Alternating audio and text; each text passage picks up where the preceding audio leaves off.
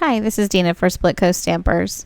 In this tutorial, I'll show you how to make this card, which was inspired by a quilting design and technique. I started by choosing 4 coordinating scraps from my stash, and these can be any colored scraps that you have that are about 3 inches by 5 inches each. And they are going to be the candles on the card. I also have 4 pieces of white cardstock, and those need to be about the same size as the others. I just cut a sheet of cardstock in 4, so mine are 2 3/4 inches wide. Yours don't have to be white. Another solid color would work there too. Just something that will be your background color.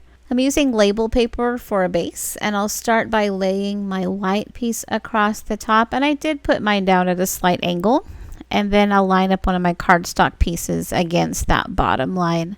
If you have adhesive sheets, those would also work. If you don't have label sheets and you need to use a glue adhesive, make sure that you have good coverage over the whole panel because we're going to cut this up. I flipped my panel over so I can use the edge of the label sheet as a guide for my starting point. So I'll cut off the excess there and then use my grid mat as a guide to cut 4 strips that are 1 inch wide.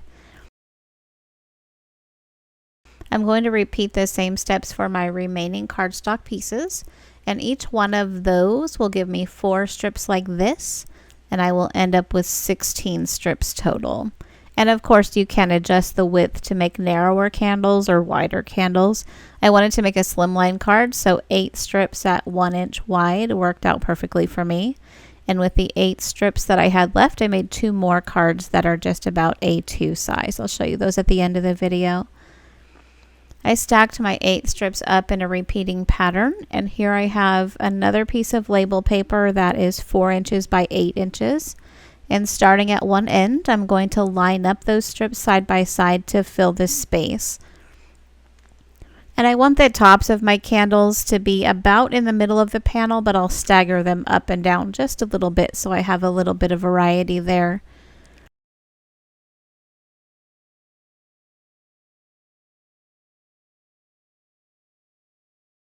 When the panel is full from side to side, I can trim it down to size to cut off the excess height.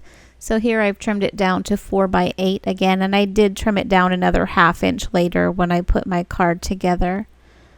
For the next step, I've die cut 8 leaves that are about 1 1/4 inches high. I thought that would work well enough for flames. Again, I've used 4 different papers for these, so I'm going to sort of rotate the pattern like I did with the candles and glue those down above the candles. And then as an afterthought, I used a pencil to add a little wick to connect each candle and flame, and you could do that before adding the flames, either way. Here's that finished card, and I did cut it down a little more like I mentioned and use some Spellbinders products for the sentiment there. And then here are a couple more cards that I made with my leftovers. And the focal panels on these are 4 inches by 5 inches, so the finished cards are just about A2 size. I thought this was a fun idea, and it's such an easy way to mass produce some really cute birthday cards. I hope you like it. Thank you so much for watching.